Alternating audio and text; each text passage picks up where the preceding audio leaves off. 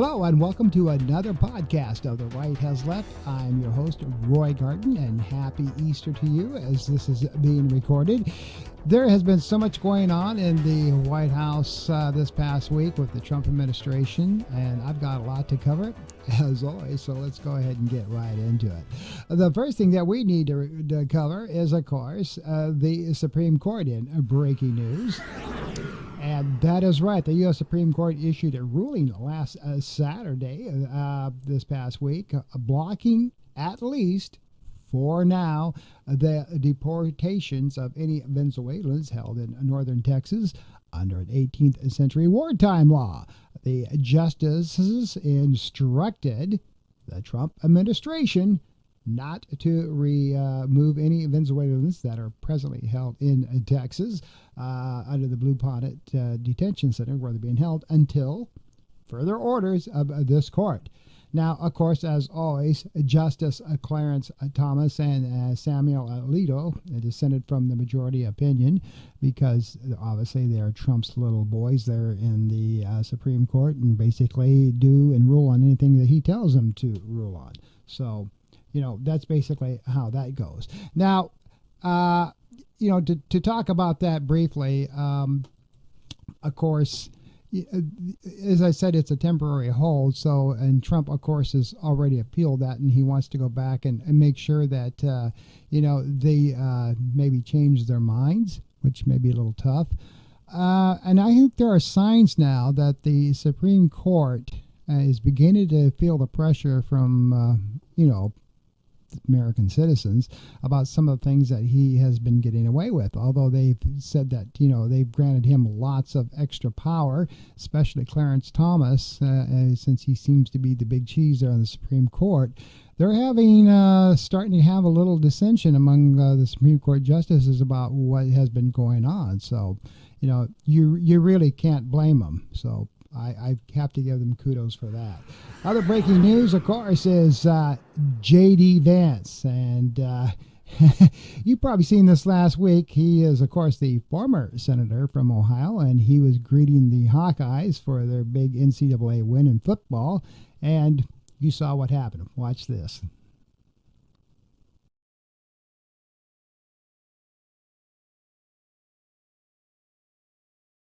So, of course, that was embarrassing, to say the least, that he would destroy the trophy like that. And, of course, that's just J.D. Vance. That's kind of how the whole White House and Trump administration is a little out of kilts there on communication. And why do I say that? Because of the recent appointment of this guy. Yeah, guess who's heading now the Medicare and Medicaid division of the Health and Human Services? None other than Dr. Oz. But of course, who else? Let's have another television personality in there that, knows how to run things. And yes, even though, of course, he is, for lack of better words, somewhat qualified, it's just the idea that you get all these television personalities and very wealthy people in the Trump administration. As if we don't have enough billionaires, we've got to keep going with people like this. And so, what else are you going to do? It's kind of sad.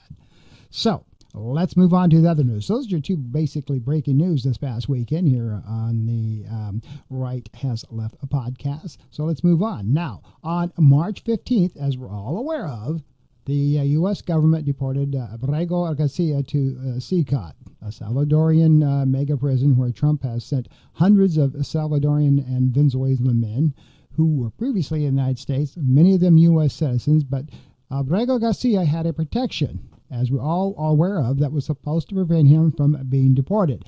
And members of the Trump administration even admitted that they have made a mistake, even though Pam Bondi is trying to say otherwise. Now, the Justice Department called on Abrego Garcia's deportation an oversight and an administration error, which they, again, have said so. Now, in a court filing. Now, during the Oval Office meeting, Buchel and several other Trump administration officials made misleading statements about Abrego Garcia's case and the role of the United States and El Salvador's government play in his potential return. Now, folks, here are the facts. Attorney General Pam Bondi, in 2019, two courts, an immigration court and an appellate immigration court, ruled that Garcia was a member of MS-13. That's what she said. U.S. Immigration and Customs Enforcement arrested Albrego Garcia in 2019. So I'm being transparent here, as he was looking for day labor outside of a Home Depot in Maryland. Now, that's a fact. Now, a police informant told police that Garcia was an MS-13 member. That, too, is a fact. Now, immigration judges denied Garcia bond both initially, here's a key word, initially, and on appeal, citing the information accusation. In the initial denial, the judge said the determination of Garcia's gang membership appears to be trustworthy and supported by evidence from the gang field interview sheet, which, in part, referenced the informant. Now, Garcia's attorneys have repeatedly said in court filings that the informant's accusation was, in fact, fabricated. The immigration judge's decision to deny bond is not equivalent to ruling that Garcia was a gang member. Now, David Baer, Associate Director of Immigration Studies at the Libertarian Cato Institute, said in immigration bond hearings, detainees have the burden of proof to show they are neither a flight risk nor a danger to the community. Now, Garcia failed to meet his burden to show that he was not a danger, Baer said. Now, that's not the same as the government proving affirmatively that he was an MS-13 member. The immigration judge is only taking at face value any evidence that the government provides, Baer stated. He is not assessing its underlying validity at the stage that Garcia later received immigration protection called withholding of removal.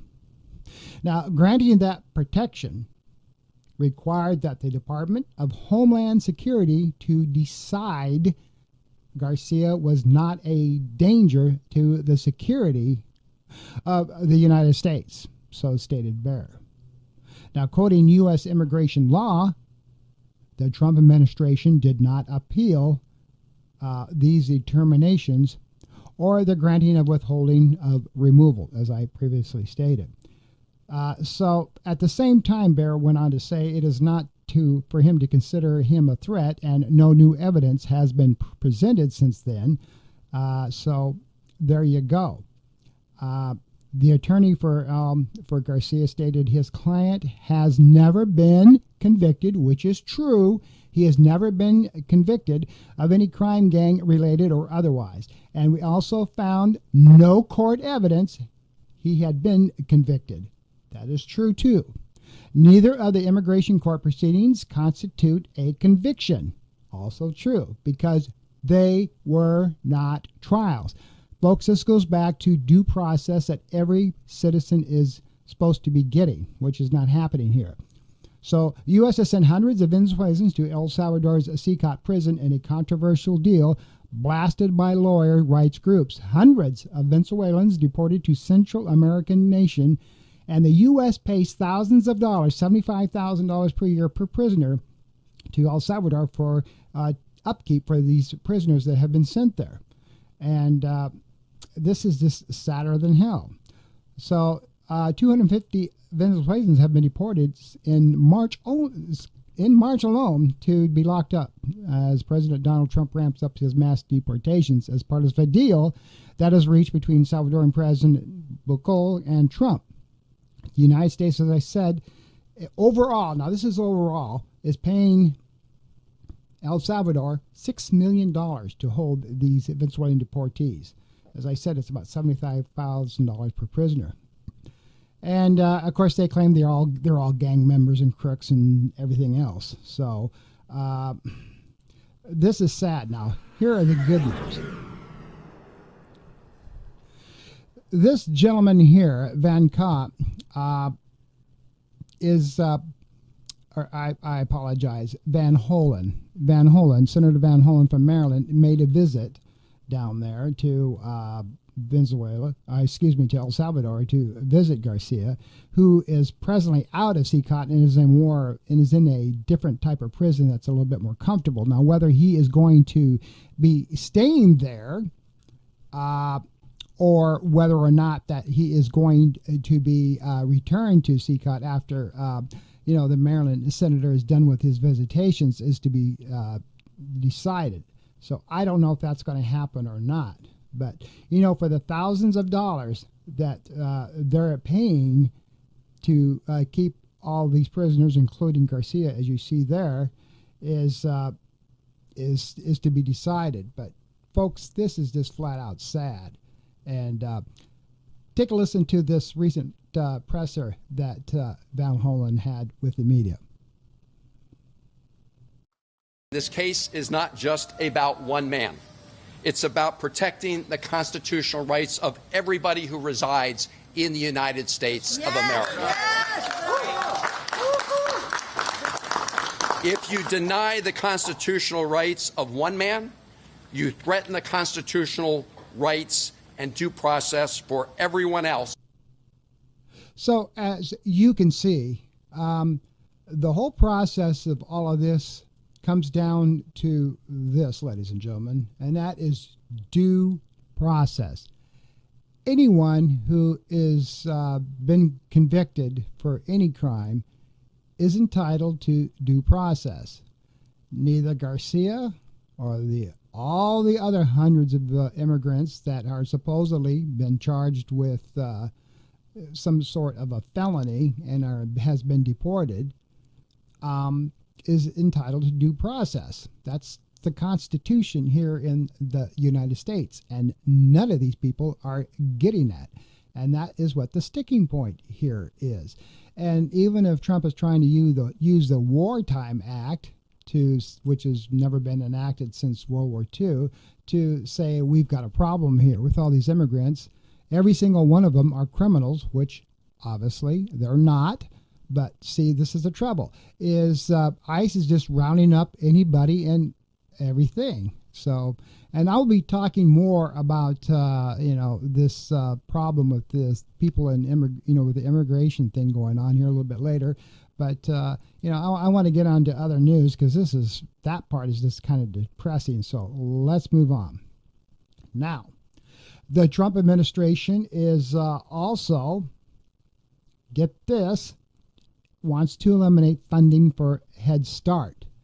And to me, folks, to do that is, I don't know, it's just absolutely sad that he wants to do that. Now, as you all know, Head Start, as their slogan says, is where bright futures begin. It is designed to help a lot of people who are in underprivileged situations, who are in very urban areas with families who cannot afford to get their kids the proper education, especially in preschool or kindergarten. Head Start has helped get a lot of people to become brilliant minds. And Donald Trump wants to eliminate funding. And this is going to affect more than 500,000 of the nation's neediest children and child care for their families. Now, the proposal is tucked away in a 64-page internal draft document obtained recently by media, and that seeks very deep cuts at the Department of Health and Human Services, which oversees Head Start. Basically, Trump and his cronies are saying, we don't need that. The hell with these people, let them go to the private sector to get education. Well, here's the thing, and I know this from personal experience. Daycare for preschool kids costs a lot of money, and we're talking nearly over $1,000 a month in today's society. Head Start, which is federally funded, helps cover some of those costs. Now, you tell me how many families, working moms, who may not have a husband, but working single mothers who have, say, 2 or 3 kids, and they're trying to get their kids in something like a preschool so they can work, can afford, child care. They can't, but see, these billionaires in the White House that there is presently there, they don't understand that because they got so much money, they could probably send 100,000 kids to a daycare and pay for it all. They don't understand the common working people.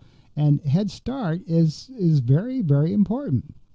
Now, this, of course, is still in a very preliminary phase of the White House and the budget, and it's got to be sent to Congress, which is, of course, Republican-controlled, and it's not clear whether it'll be accepted by lawmakers or not. And here's the key point. I'm sure if enough people and their constituents scream, they will probably maybe not cut Head Start, because right now, all these congressmen that are going back to town halls are getting a lot, and I mean a lot, of screaming from their people. And I know right now a lot of people in Congress, both in Congress and in the Senate, they are literally scared right now of Donald Trump. And that's why they're basically doing whatever he says, because they are scared. They have been literally threatened by some of his staff people if they don't vote the way that he wants them to vote. And that is scary as all hell when you are afraid to say anything different than what Donald Trump wants because you're scared to death. And I don't know what else one can do. But you've heard that from an Alaskan senator who finally broke the ice and said, people are voting the way they're voting because they're scared of the Trump administration. They're afraid, they're afraid that what will happen to them. And, Donald Trump wants to, again, overhaul education in the United States, as you're well aware of, by cutting the Department of Education, and Head Start is part of that. If you're going to eliminate Head Start and you've got working moms and dads that need to have some sort of child care in place for their preschool kids who are not in grade school or high school yet, what are you supposed to do? They're trying to work and make a living, and they were looking for some kind of assistance so they can put their kids in preschools. Not everybody can write a frickin' $1,200 a month check for their kids, and I don't know what you need from these people that to basically, lack of a better word, help the common working family than what you see there. So I don't know, ladies and gentlemen. Head Start has been around for forever, and to say that to cut it it's just flat out scary. So anyway, let's move on with other news. So last week, of course, officials at Harvard University were trying to figure out what the Trump administration wanted to do with the school to combat anti-Semitism. So the government made some straightforward demands. And you know what those demands were. Now the Supreme Court is backtracking, or not Supreme Court, but the White House administration's backtracking, said, well, we never said that, we wanted all of that done. That was a mistake. So please don't take that letter seriously. Well, they already have. So, they sent them a 5-page pages of demands that would reshape the school's operations, admissions, hiring, and faculty and student life. 5 pages, folks. And it took less than 72 hours for Harvard to say no. And God bless them for standing their ground. Now, the decision is the most overt defiance by a university since President Trump began pressuring higher education to conform to his political priorities. And it came after leaders at Harvard during an intense discussions over this past weekend to determine that what the government really was wanting represented a profound threat to the 388-year-old university's independence and mission. Harvard has extraordinary financial and political firepower for a clash with Washington. And that's why Trump wanted to cut all their funding. He says, you're already rich anyway. And on top of that, Trump went to his buddy at the IRS and told him, okay, take away their nonprofit status. So that'll show them. And, Harvard has been watching what's been happening to Columbia University, which they don't have that, the same amount of money and firepower as Harvard. And of course, Columbia has been caving in. And as they make more demands, even after the school capitulated, Harvard would fight. And they did. However, the New York Times, as you're well aware, recently reported that shortly after Garber's letter went public, Josh Grubam, a top lawyer at the General Services Administration, made a frantic call back to Harvard and said, you know what, guys, that letter shouldn't have never been sent out. We apologize, and we hope that, you don't take that seriously. Well, the damage has already been done. 3 other Trump administrators, however, said, no, that letter was supposed to be sent out. By God, we're going to show them. So, again, you've got this mass communication error in Trump's administration where the left hand does not know what the right hand is doing. That's my podcast, The Right Has Left. It's kind of funny that, that's going on, but it's not funny what's happening in Harvard. Because, as you know, Trump is trying to cut $2.2 billion in funding to Harvard right now. And take away, of course, as I just mentioned, their non-profit status.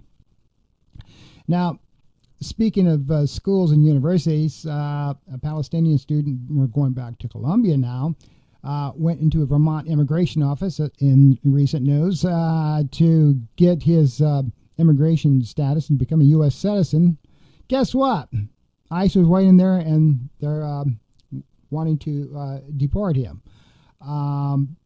This person's name is Mohsen Madwadi, who has been in the United States for a decade, was taken away in handcuffs by immigration officials. Reason they did this is because he's a prominent organizer of a pro-Palestinian protest on campus a year ago. First Amendment rights, right to protest as long as it's peacefully. And, of course, now Trump doesn't want anybody protesting on campuses. So a lawyer told the media that his detention appears to be part of a wide effort by the Trump administration to crack down on pro-Palestinian protesters. Isn't it sad that unless you're for Israel, the hell with you? You're either for Israel or you're going to go to jail. You can't be pro-Palestinian. And again, I've said this 1,000 times. To be pro-Palestinian means you're pro-Palestinian to the people who are being, killed out by genocide there. And yes, I know folks in Israel are dying too. And the thing of it is those who are protesting this is because so many more Palestinians are being killed. And we're talking babies, women, children, hospitals destroyed. And really, that's what the protest is about. It's not protesting being in favor of Hamas. It is protesting about the killing and the mass slaughtering of innocent people in Palestine. See the difference? Critical thinking skills. But basically what they're saying is you can't even be coming out and protesting about that, And that's just, the killing is something that just has to happen. It's casualty. We're sorry about that, but don't protest about that. We're just doing our job. Collateral damage is what they like to say. So it goes. So this is why, folks, it is so sad. Is the fact of the matter is we're seeing people who protest and are pro-Palestinians. Remember, we got a Palestinian that is actually a member of Congress. But, they're trying to silence her as well. Your First Amendment rights is very important. Whether you're a Trump supporter, whether you voted for Kamala Harris, whether you're an independent, peaceful protesting is guaranteed to us by the Constitution. Whether you're on a college campus or on the sidewalk, and I'm going to close my show actually with something that happened right here in Sebastian, Florida, as when I get ready to wrap up here. But this is what's going on. And if you're going to protest and you have the right to do so, and then the Trump administration is trying to tell places like Columbia University that you can't protest, then you've got serious problems. And of course, this guy here is arrested, and they want to ship him out. So there you go. And this is going on with Senator I shouldn't say Senator, the State Department leader now, Marco Rubio. He's canceling all these visas from college students who are very close to graduation because he doesn't feel that they should be there either. So I I'm just at lost at what's going on here. I really, really am. So as things move on, it's just sad. It really is. Okay, in other news, yes, Marjorie Taylor Greene is back in the news. She had a very highly scripted event recently, marked by a dramatic departure from the town hall held by the Senate's most senior Republican. Instead of taking questions face to face, the far-right Trump ally, which she is, mocked the critical questions she received at a recent town hall. And she said, your questions are supposed to be submitted in writing and, of course, pre-screened. But she was asked by a questionnaire why she was supporting tech billionaire Elon Musk and the Department of Government's Efficiency, DOGE, slashing Medicaid, Social Security. And Greene got all upset and said, unfortunately, you're being brainwashed by the media. And you're watching. We're not cutting Social Security and Medicaid. And she blew up. She actually got upset about all that. And the person was just dumbfounded, you know. So here we go with Marjorie Taylor Greene getting all upset because somebody asked a legitimate question and she wanted it all in the can and pre-scripted. And so she just literally blew it up. So what are you going to do about that, huh? Absolutely nothing. Let's move on to something else that's going on. Yes, America's two biggest public broadcasters, PBS and NPR, are now facing total federal budget cuts as well. And it's an up or down vote over the federal funding for the first time in decades. Yes, the Trump administration, again, does not see PBS or NPR as worthwhile. And he wants their budget cut too, because he feels that it's a waste of money. Because all these two stations do is spread radical woke propaganda disguised as news, in a statement that Trump said this past week. Station leaders assert that if you tune in, you'll see that the White House portrayal is just plain wrong. There's nothing more American than the public broadcasting system and National Public Radio. Their work is only possible because of the bipartisan support that we have always received from Congress, said PBS CEO Paula Kruger in a statement recently. Without the federal funding, some local stations could be forced off the air, especially in rural areas that are Republican strongholds. Keep that in mind, Republican strongholds. And how can I prove that? Public broadcasting system in the state of Wyoming, the most rural state of all of the states. Wyoming. You know, they only have 5 television stations in the entire state, and PBS is one of them out of Riverton with Central Wyoming College. Again, if all the federal and Wyoming is as red as you're going to get, and you cut federal funding there, and Wyoming's PBS, how are they going to stay on the air? This is just a perfect example.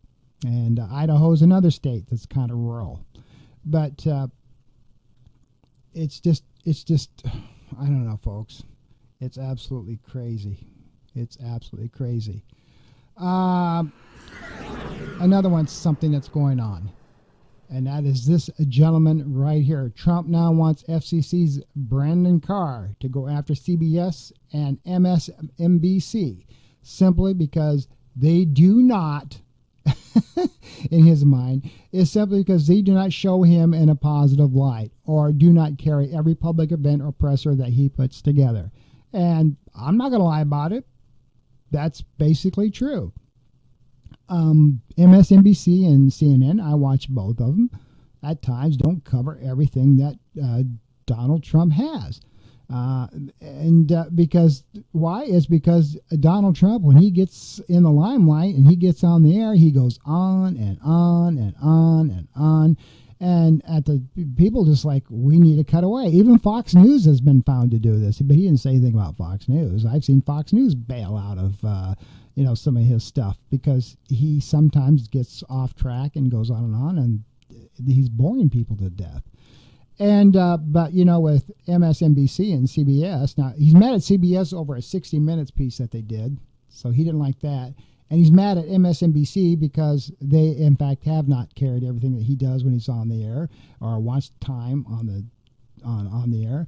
And of course, he's telling the FCC chairman, you need to fine them or get rid of them because they're not doing anything in the public interest.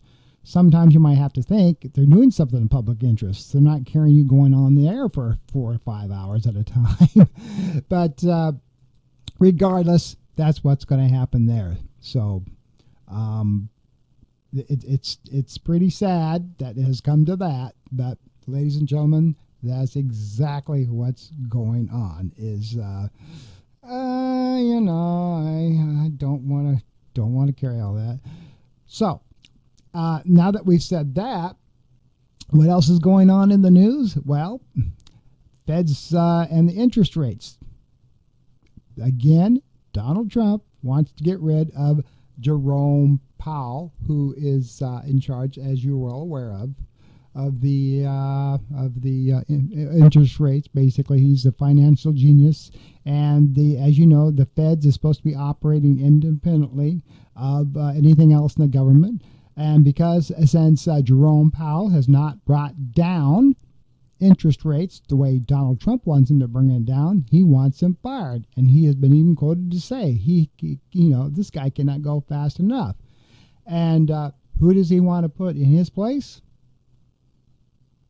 Yes, this gentleman, Kevin Warsh. Now, Warsh is 55 years of age. He was a vice president and executive director of Morgan Stanley in a company's mergers and acquisitions division before serving as a special assistant to then President George Bush for economic policy and as executive secretary at the National Economic Council. Like Powell, he is a graduate degree from Harvard Law School. Harvard Law School, Mr. President. That same university that you want to pull billions from. Yeah, well, your buddy that you want to put in to run the Feds, he's from there. He graduated in 1995. So we'll see what happens there if, Jerome's going to stay on or not. Legally, Trump cannot fire the individual that sits in running the Federal Reserve. It's illegal. But, so far as Trump's done a lot of things that's been illegal, and nobody has said one word. Something else that's in the news, and I'm talking about this because it's not talked about a lot. We're going to be talking about House Bill 1526. Now, the House on this past Wednesday passed a bill restricting district court judges from issuing nationwide injunctions in a move that would vastly diminish the ability of courts to block President Trump's policies. Now, just think about this for a moment.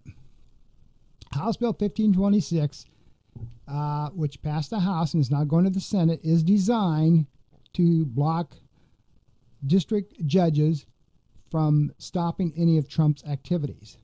This is going more and more and more to an authoritarian government where Trump will have free reign to do whatever he wants, just like a king that runs a monarchy or how, a fascist government runs. Now, I'm not saying we're there yet, but he wants to remove any and all checks and balances. He's already got the fear of God installed into our Senate, into our Congress, which is all Republicans.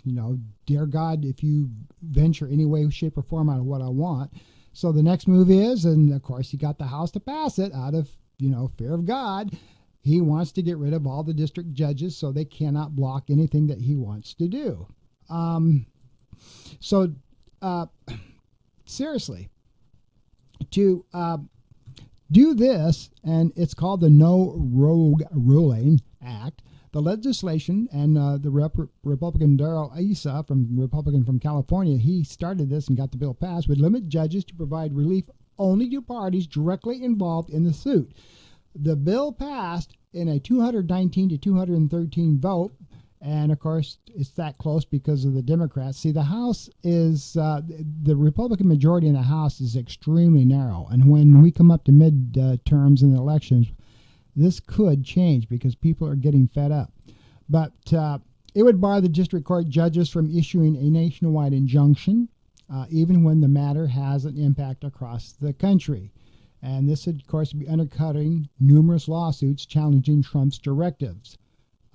Since President Trump has returned to office, left-leaning activists have cooperated with ideological judges who say they have sought out to take their cases and weaponize, a nationwide injunctions to stall dozens of lawful executive actions and initiatives.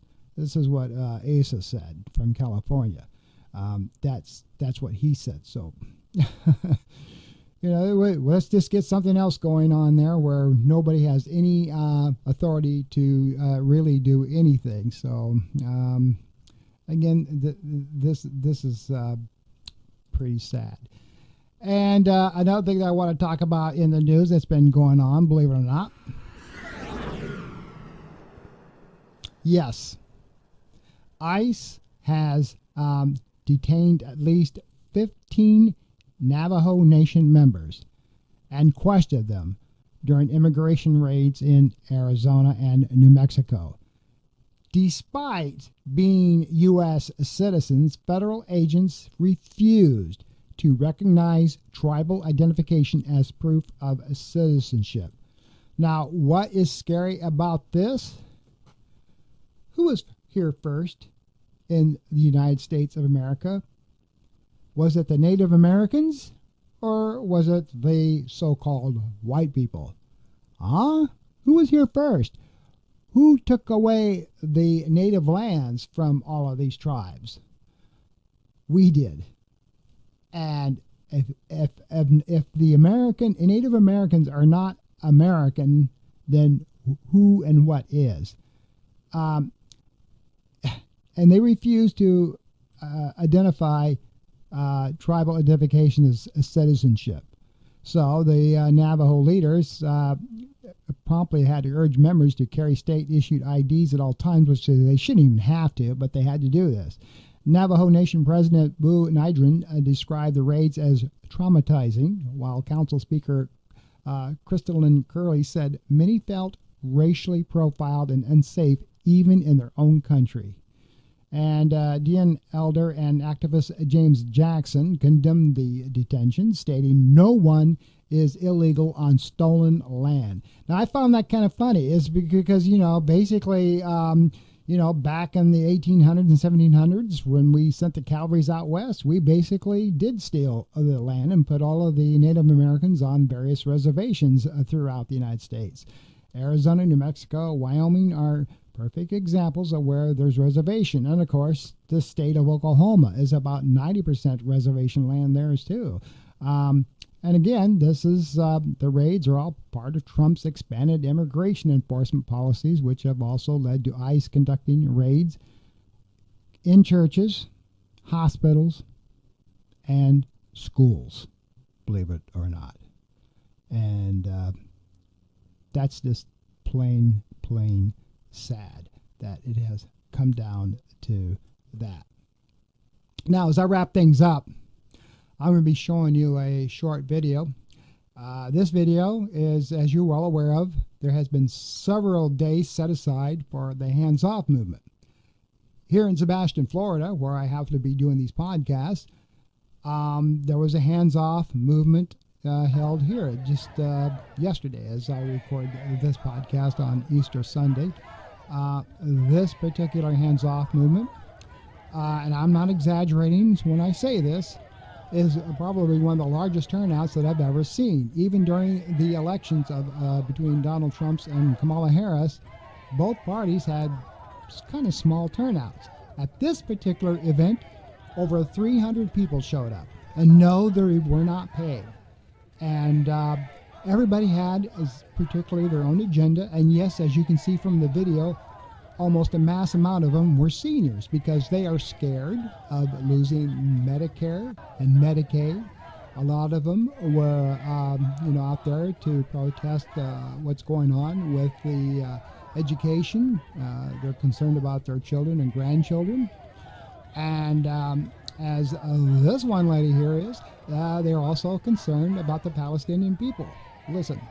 50,000 Palestinians have been murdered by AIPAC, our complicity with Israel. It is the most dangerous, destructive superpower pack for our country.